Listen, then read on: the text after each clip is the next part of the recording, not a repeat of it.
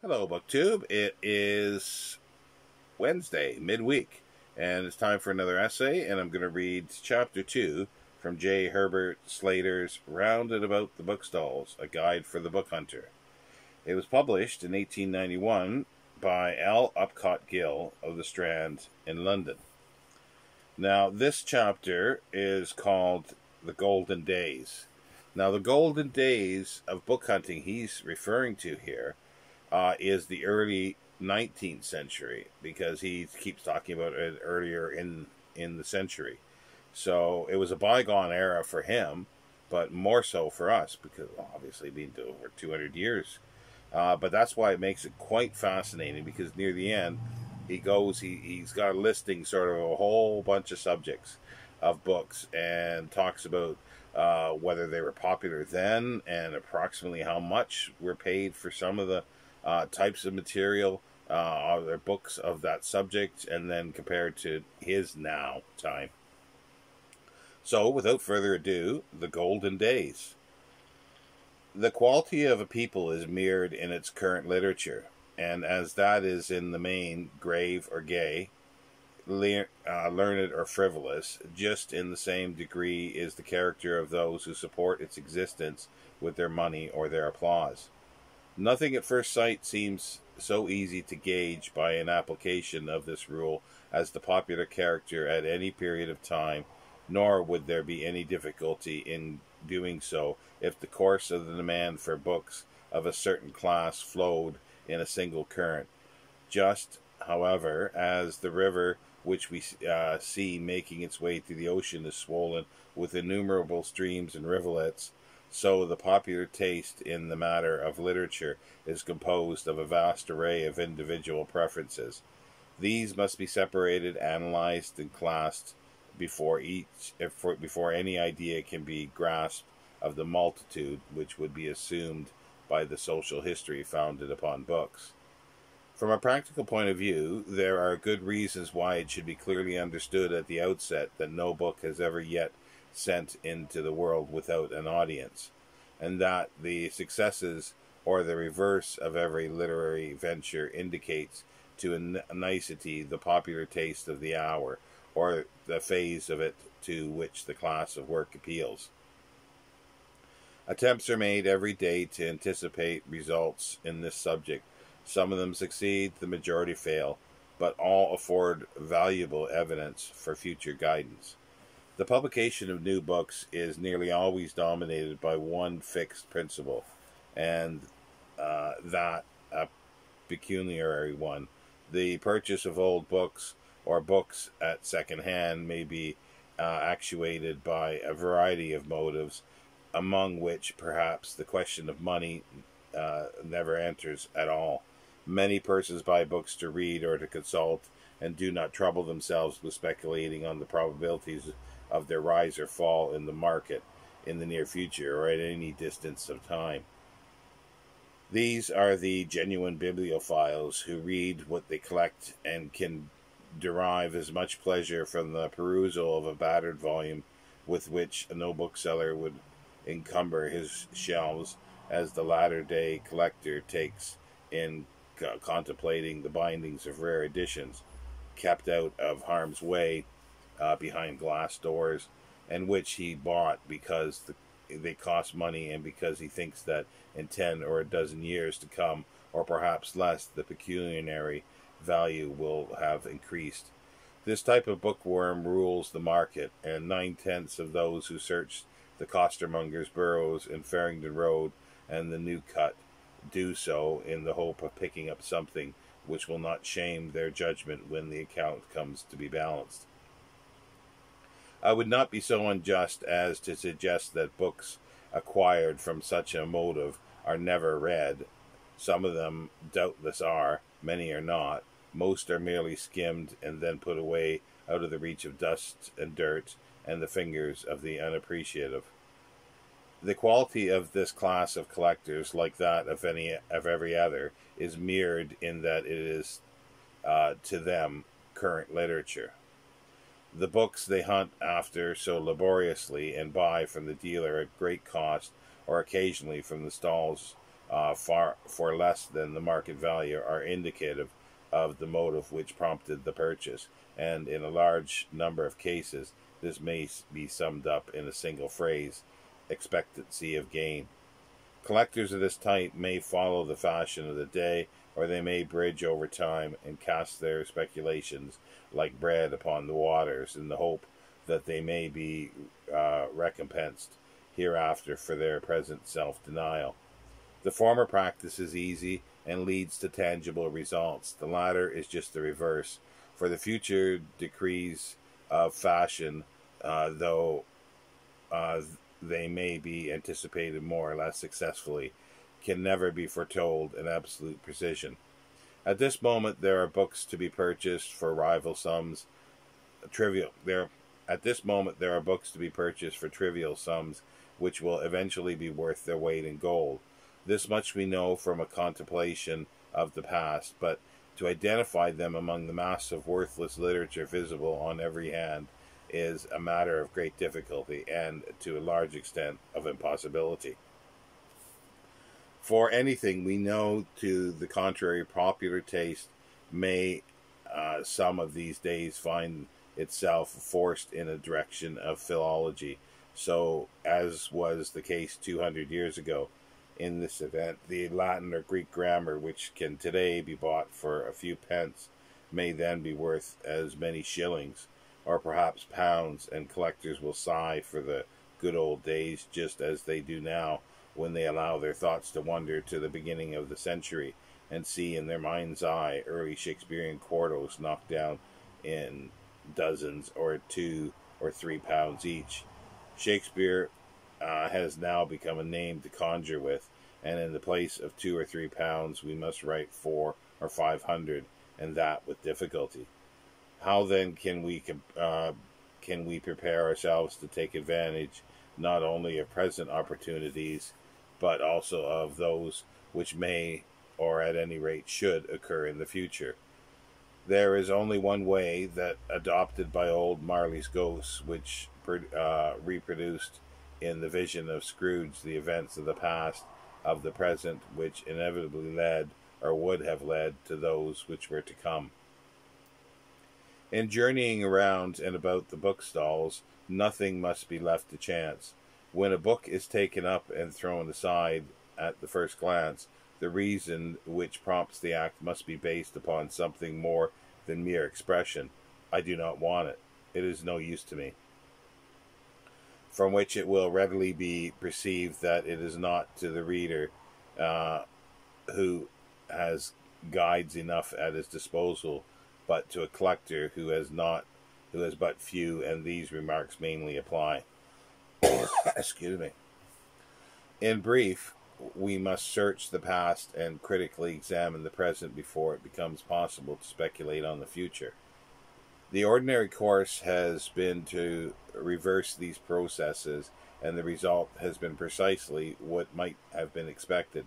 The collector has, in despair, adopted the motto, "Sufficient for the day." The tamely followed the fashion, and tamely followed the fashion. It remains for a new generation of book hunters to make the fashion follow them, or, if this cannot be done through lack of time or means, to come up with it on an instant of its turn. This sounds desirable. The question is, can it be done? For my part, I feel confident that it can, and I am confident in this belief by the result of 1 or 2 ventures which, though apparently more than speculative at the time, fell out eventually exactly as I had predicted. It is well known that in this country, at any rate, books were, for the last 100 years or more, after Caxton's established his press at Westminster, both scarce and costly. In 1545, the library of such a powerful noble as the Earl of Warwick contained only 40 printed books. At this period, a private gentleman of average means, however many manuscripts he might manage to collect, was accounted fortunate if his library numbered a dozen volumes from the press. One collector, who lived in the early days of Henry VIII, has catalogued his books on the flyleaf a copy of Cicero, and proudly added up his grand total. There were copies of Sallust, the Cicero referred to, Virgil, Xenophon, Alexander, and Horace, also Greek grammar, probably by Lascaris, a book on logic, and 6 works of divinity, 14 printed books in all. The value of these would be great, the task of collecting them difficult in the extreme. From this and other evidence, it is clear that the popular taste which then prevailed in the matter of books was directed mainly towards the classics, while works of divinity occupied a good second place. It may possibly be asked why this was the case, seeing that many other works of a less abstruse nature, Caxton's Game of the Plays of Cheese and Brand's Ship of Fools, for example, had already been published in England, and were doubtless as easily obtained to those days as foreign editions of epics of Virgil or odes of Horace. The reason is not far to seek. Most manuscripts copied by the monks were either theological or classical in their nature, for laborious writing was not to be employed save on works which were worthy of the necessary sacrifice of time. When printing came into active operation all over the continent, and to a lesser extent in England, the same considerations prevailed in the main, and classical and theological treatises held almost undisputed sway. The first work ever printed with movable metal type was the Bible, and the printers of the early days would have regarded with disfavor the employment of the press for every trivial, or indeed, if any, purpose which they might not consider worthy the application of the art. The few people who could read and been trained in a narrow school and knew their Virgil better than we do now, while a knowledge of theology formed part of their early training. Hence it is not surprised to find that the desire for knowledge is limited to a few and practically confined to the graver subject of interest. For many years this continued to be the case, and even during the 17th century men still remembered the days of their ancestors and chose their books accordingly. In 1632, the house of the Grey Friars at Rome was furnished with 3 shelves, 56 paces long, and one above the other, upon which were ranged the 2,000 volumes of the theology and philosophy which formed the library, while even in 1700 the collection of books which was presented to the grammar school of Lee in Lancashire consisted entirely of the classics and the religious writings of the Puritan Commonwealth. The catalogue of Spinoza's books was discovered by the Hague archivist, Servus von Rugen. There were 133 volumes in all, consisting of lexicons in various languages, Bibles, rabbinical works, and medical and mathematical treatises. The classics comprise the Iliad, Caesar, Tacitus, Livy, Sallust, Cicero's letters, Martial's Ovid, Metamorphoses, Plautus, the Alexander of Critias, and Irenaeus, Seneca, Pliny's letters, Aristotle's rhetoric, Lucane's dialogues, Petronius, Arbiter, and Epictetus. Spinoza also possessed Josephus and an epitome of St. Augustine. Broadly speaking, it may be asserted that during the 15th, 16th, and first few years of the 17th centuries, and later still in certain instances, the book buyers of this country contented themselves with serious literature. They bought their books to read and had plenty of time on their hands to ponder over them. The first book auction ever held in England took place in the house of Dr. Lazarus Seaman in Warwick Lane in 1676, and between that date and 1682, no less than 30 sales of books took place in London. The catalogues of all of them consist almost entirely of the works of the fathers and schoolmen, learned, critical, and philological works, and the writings of contemporary English and foreign divines of the Puritan school, and the goodly number of books and pamphlets, chiefly of the controversial kind, printed in the reigns of Henry VIII, Edward VI, Mary, and Elizabeth. Here and there appear works in foreign languages giving accounts of the earlier voyages to America, which are now of immense value, but were then thought so little of as to necessitate several of them being put together to make one acceptable lot. In short, books had not then begun to be multiplied at the same alarming rate as the present, and many years had yet to elapse before it would be thought worthy anyone's while to write an oration in praise of mud, or the treatise in eulogy of an egg, or of a glass vial, or even of a saucepan. John Norris, the Platonist, used to say that if the angels used their quills, we should have no more folios, and in those days writers had much of the angel about them. They wrote comparatively little, but what they did compose was solid, perhaps a little pedantic, but always conscientious. It took a long while for the works of Marlowe and the succeeding dramatists of the Elizabethan age to be regarded with favour. They were doubtless bought and read, and then thrown lightly aside as benefited the character they had earned. The collector, such as we see him, hardly existed at all, and no extortionate prices were ever paid for books.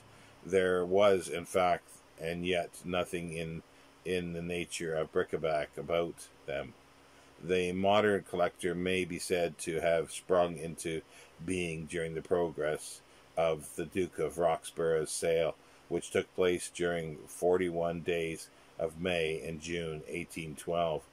Never had a collection of 10,000 volumes on such a diversity of subjects been got together by an English gentleman before. Theology, jurisprudence, philosophy, art and science, philology, poetry and drama, romance, criticism, geography, history, and antiquarian literature in most of their branches were all representative and attracted a crowd of newly fledged bookworms who seemingly did not care what they paid for the sum of the choicest lots. One manuscript on vellum descriptive of the arms of the Knights of the Round Table brought £36. Belenden's Croncus of Scotland, £65. A copy of the first folio of Shakespeare, complete work, 1623, bought £100. While the Marquis of Blandford broke all previous records and constituted himself the pioneer of the modern book hunter by writing out a check for £2,260, that being the figure on which the copy of Vladifer's Boccaccio of 1471 was knocked down. Caxton's Reculue of the Histories of Troy, 1471, realized £1,068, 18 shillings. The very same book having sold for £32, 11 shillings at the West Side, held some 40 years before. In fact, it may be said that the excessive increase in the value of certain kinds of books dates from the sale of this Roxburgh sale, and the information of the Roxburgh Club in 1812, an increase which has become still further accentuated as the reports of the Sunderland, Siston Park, Crawford, Hardwick, and other important dispersions which have taken place in our own day conclusively prove. Before that time, books were cheap so long as they were not new, and exceptions apart, rare editions could be picked up on the stalls for ridiculously small sums. They were worth no more, however, for collectors had not yet commenced to work in unison, and seldom found it worth their while to enter into competition. Books were numerous and scholars few, besides which the foreign demand was simply nil, and public libraries practically non-existent. Most of the essentials of competition were therefore absent, and goodly tomes exchanged hands without a thought of the morrow. The Roxburgh sale, however, did more than add for the time being in the pecuniary value of a certain class of books. It steadied the market, and for the first time, a code of rules was established for the guidance of a new school of collectors. Many of these rules exist to this day, and we are acknowledged to be of binding force by those who, as Nodus would have said about erecting a library which shall do justice to the refined and educated taste. During the greater part of the last century, collectors of repute were mainly recruited from the ranks of the aristocracy, or perhaps from among country gentlemen with plenty of time on their hands and a means at their disposal. There and here and there, some pale student whose clothes smelled of the lamp might deny himself food in order to obtain a coveted volume which for days had been the object of his thoughts. But such instances were rare, and besides, by no stretch of the imagination could such an enthusiast be termed a collector in the technical application of the word. His books were good, but not magnificent. They were moreover bought to read and to be gradually thumbed almost out of recognition. They can be seen now littering the stalls dead, like their owner, and as ragged as he perhaps was when he parted with them for the first and last time. The bookworm of the past was either very rich or very poor, or else a pedant. In France it was different, for as early as the year 1700 there were many who denied themselves necessaries for the sake of collecting into a library, where other books were perhaps scarce enough. As many of the little works from the presses of the Elzevirs as well as they could lay their hands on. They were dying of hunger, most of them, but their consolation was to be able to say, "Here all the poets from the Elzevirs ever printed. There are 10 examples of each, all with red letters and all the right dates. In each a spirit did Richard, and such a spirit did Richard Herbert wander about the content, buying of books by the thousand, and Respect purchased the contents of half a dozen booksellers' shops, each of them for the mere pleasure of turning over a heap of miscellaneous literature, and perhaps of extracting an occasional rarity from among the mass. These men were rich, of course, and had the true mania for accumulation grafted on their souls. They have their humble followers in plenty now, but the school is a new one in the country, notwithstanding. At the beginning of the present century, the English book lover would have thought twice before he tortured his stomach for the mere sake of possessing a book, and moreover the feebleness of competition warranted no such sacrifice. Even the rich bought merely to please themselves, since there were no rules to guide them, no fashionable outlet, in fact, for their money as there is now. They bought anything and left the ups and downs of the market to those who made their living by its fluctuations. Still, they had their likes and dislikes in the mild sort of way, and this fact, of course, had some influence on the degree of estimation in which particular classes of books were held. In short, the subject of the book-buying public was to accumulate a number of good works upon as many subjects as possible, so as to form an all-round library which they flattered themselves they could some day explore.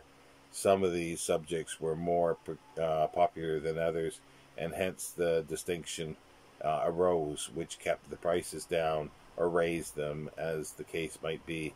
The following tabular analysis will show the position of the book market about the beginning of the present century. So this is where Slater goes into listing subjects. He starts out with number 1, theological works. Latin Bibles were not much sought after, even although printed in the 15th century. English Bibles not much sought after unless of the 16th century. Macklin's edition of 1800 sold well, so did Baskerville's Bible, Greek and French Bibles were in a low repute. Theological, or in fact any works printed by Caxton and de Ward, brought high prices. Biblical commentaries, criticism, and works of the Fathers sold for very small sums unless quite recent editions. Polemical works traveled very slowly. Original editions of the works of John Knox and one or two other famous divines alone accepted. Volumes of the sermons hardly sold in all, and mythical works like those of Jacob Benham went for a shilling or two each. Each Scotch printed works of the class sold well, the works of the freethinkers but slowly, being for the most part disposed or held in abhorrence. Number 2, works of jurisprudence. These sold very badly unless perfectly new or exceedingly old, so as to rank primarily as specimens of ancient topography. Volumes of reports and statutes, however, sold well. Number 3, social and political works, generally speaking of trivial importance. About this time, a copy of Machiavelli's Principes, printed Sinoco in 1589, sold for sixpence. The Amsterdam edition of Moore's Utopia 1643 for 1 shilling 6pence, and Hobbes's Leviathan London 1651 for 6pence. These seem to have been the prices usually obtained for works of that kind. Number 4, books relating to parliamentary procedure and practice sold well. Prynne's Parliamentary Writs, 4 volumes, 4to 1659, etc., frequently bringing as much as £18. The Journals of the House of Commons, 55 volumes, folio, were worth about £14, 14 shillings, and the Journals of the House of Lords, 33 volumes, folio, about £18, 8 shillings. Number 5, works on ancient philosophy. These sold well and generally speaking for more than they would do at the present day. The same remark applies to works treating of modern philosophy, morals, etc. Number 6, mathematical works of the 17th and 18th centuries, mostly in 4to and folios, sold fairly well. Works on the arts and science. These covered an immense field. Works containing plates, such, for example, as the Houghton Gallery, now came into fashion. Architectural treatises printed either abroad or in England, and mostly in folio. Sound works on natural history, like the Paris edition of Buffon's Histoire Naturelle de l'Océan, 10 volumes, folio, 1771, and Lewis's The Birds of Great Britain, 7 volumes, 4to 1789, sold very well, but works on agriculture and gardening, with very few exceptions, fell flat. Medical works were highly sought after at all, unless medical works were hardly sought after at all, unless quite new. Works on magic and witchcraft sold fairly well, but good treatises on physiognomy and kindred sciences, like Hunter's translations of Lavater's essay, 5 volumes, 1789, brought as much or more than they do now. Poetical works.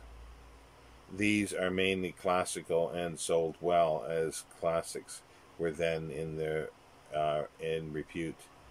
Some of the early Italian poets, such as Dante, Torquato, Tasso, Amani, Ariosto, and Aretino, were highly esteemed. French poetry of the early date was, however, in much greater repute. The old remnants, especially romance, especially Old English poetry or treatises on the poetic art, such as Webb's Discourses, London, 1586, and Paterham's Art of English Poesy, 1589, and in fact all English printed works of the 16th century on this subject sold rapidly and well. The quartos of the early part of the 17th century were also much in vogue. Under its head ranked Fletcher's Purple Island, 1633, Rowland's Diogenes, Lathorne's Diogenes' Lathorne, Mills's Night Search, and a vast number of compositions in pamphlet form, poems which then were modern, like those of Gray, Chatterton, Burns, Ogilvie, Bloomfield, and Southey, were at a very low ebb. Dramatic works. The works of the Elizabethan dramatists had recently begun to attract attention, and some of the early Shakespeare quartos brought £2 to £3 apiece, prices which had never been realized for works of the kind before. Bell's British Theatre, in 34 volumes, 1797, once brought more than £20 by auction, and an anonymous play entitled Patient Grisel, 1603, no less than £9. But the plays of Beaumont and Fletcher, Mrs. Afraben, Isaac Bickerstaff, Henry Carey, George Chapman, Colley Kibber, D'Avnet, Decker Dibdin, Dryden, Ford, Ben Jonson, Massiner, Shadwell, Shirley, Wycherley, and many other dramatists could frequently be met with for a shilling or two each. Even in the original isolated plays of Marlowe's Dido, 1594, would, however, sometimes sell for as much as £15 or £20. In fact, at this time, Marlowe's works were much more expensive than those of Shakespeare, and first four folios only accepted. Some of the plays of Middleton and Heywood were also very scarce, £4 and £5 for a small 4to, being an ordinary price to pay. Romances. All things considered, perhaps old works of romance were at this period the most expensive that could possibly be bought. The chivalries of Aeneas de Gaul, Florimont Guy of Warwick, Huon de Bordeaux, Olaf of Castile, Palmerin of England, all written in French and published at Paris or Rouen during the 16th century, had long been objects of intense interest to many who never thought of forming a library, but were content if they could gather together half a dozen of these old romances. During the 16th century, works of this class had poured from the press in prodigious numbers, and most had probably been torn or otherwise mutilated or altogether destroyed at the advent of the present century. For long years, these mendacious narratives had supplied the place of the modern novel. The same remarks apply more or less to the Decameron of Boccaccio, the Novelli of Bandolo, and the Don Quixote of Cervantes, and also to other books which crossed the border. Line of romance, as for example the Legends of King Arthur, of which a considerable number were extant, of Robin Hood, Parsimus, Prince of Bohemia, the mythical Knight of the Sea, and the histories of Jack of Newbury and Thomas of Reading, Robinson Crusoe, the Castle of Otranto, the Monk, the Salmanar's description of Formosa, all came within this category. Books such as these had formed part of the literature of the people, and old editions in a good state of preservation were consequently scarce. Works on philology and criticism. These sold well, particularly if comparatively new, like Walpole's Anecdotes of Painting, 4 volumes, 1762, or very old 17th century editions were, however, for the most part, in ill repute, as also were those of the 16th, unless printed in England.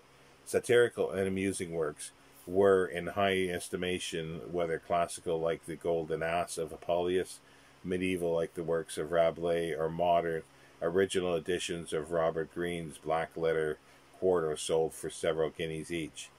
Fables and emblems sold fairly well, the most in favor of being old editions of Aesop and Holbein's Dance of Death. tracts. These occupied a curious position, and their importance depended entirely on their subject matter. Theological tracts were nearly all worthless, so were most of those in foreign languages, classical or otherwise. Many tracts printed in England during the Elizabethan age were, however, scarce, as also were some of those published in such numbers during the time of the Civil Wars. Anything that could be classed under drama or romance, or in some cases poetry, received attention. Geographical works were in good repute if they contained old maps. Blow's Atlas Major in 12 volumes, folio 1662, for example, was worth £8 or £10, and Saxton's Atlas almost as much. In any other event, new works were better than old. Voyages and travels. Modern treatises like Cook's Voyage sold for large sums, but the other books appear to have been regarded as out of date and consequently of but little value. English printed 16th century books were, however, as usual, completed for a good price. The few 15th century books of the class in the market, example, Badenbach's Voyage, folio Lyons, 1488, brought most of all, doubtless, as curiosity. Works on ancient history. Jewish, Greek, or Norman were but little sought after unless 15th or 18th century editions. When they sold well, the later expected Gibbon's Decline and Fall in 6 volumes, 1776 to 1781, was worth more, or example than any of the 15th century editions of Sallust or Tacitus. Works on ecclesiastical history were thought little of and sold as a rule for small sums. Works on continental history were generally arranged in large libraries under the countries of which they related. Many of the mere modern ones were regarded with great interest. Works in English history. Upon the principle that it is disgraceful to know anything of the works on English history, upon a principle that it is disgraceful to know nothing of the history of the country in which one belongs. It was the ambition of all large collectors to show as varied an assortment under this head as possible, and prices at the main were excessively high. Topographical works were included under the heading, and prices which were often paid for these would now be considered absurd. Dugdale's Monasticism of 1655, for example, would sell for 50 or more, and the same author's history of embanking and drawing 1662 for nearly £20, it well bound and in good condition. Works relating to America. Many of these were getting rare and sold for tolerable sums. Modern works were, however, still in greater request than old ones. Antiquarian works. If modern were much sought after, particularly in any folio with large plates, works on architecture and gems in folio had a good sale. Biographical works, unless of recent date, traveled slowly. An exception occurred, as usual, in favor of the 15th century works, such for the example as the Editio Precepts of Cornelius Nepos, Venice, 1471, which would this moment have worth £7 or £8. And there he finishes the list, but he goes on to say, such was the position of the English book market at the commencement of the present century. Henceforth, collectors vied with each other to procure works which had been authoritatively regarded with appeal and libraries were built up on a larger extent on the Roxburgh catalog alone. The institution of the Roxburgh Society always acted in the stimulus in the book collector and resulted in the growing interest and number of ancient tracts and works of general interest which the society was founded to reprint. Several generations of collectors have lived and died since these early days, and the present century has witnessed a partial revolution in the taste and desires of their successors. Even now, however, the state of the market can be directly traced to the influences which were at work 80 years ago and more ago, and any competent person who had then thought it worth his while, in particular, to prophesize would happen. Let me start that sentence again here somewhere. Even, however, the state of the market can be directly traced to the influences which were at work 80 years ago and more, and any competent person who had then thought it worth his while to prophesize that what would happen in our day would have been able to do so successfully from an evidence before him. We have more details at our disposal than our forefathers ever had, and there can be little doubt that the record of 20 years to come is already staring us in the face if we choose to look, and if the benefit either of ourselves or of those who are destined to take our place. The popular taste of today has grown by degrees. It is, moreover, evolved and created. The popular taste of the next century will be the outcome of natural results of that which prevails now. It is necessary, therefore, to study the present and to draw a comparison between it and the past. This proposition has been laid down previously, and the reasons in support of it will be sufficiently apparent from what has already been seen or been said. So there you go. That's chapter 2. And as you would sort of guess, the next chapter is the modern book hunter. Modern to him being 1890. So again, bygone age for us. So even more interesting there. So we'll do that tomorrow. And thank you for, it's 45 minutes almost. Thank you for waiting for so long to listen to this BookTube. Bye.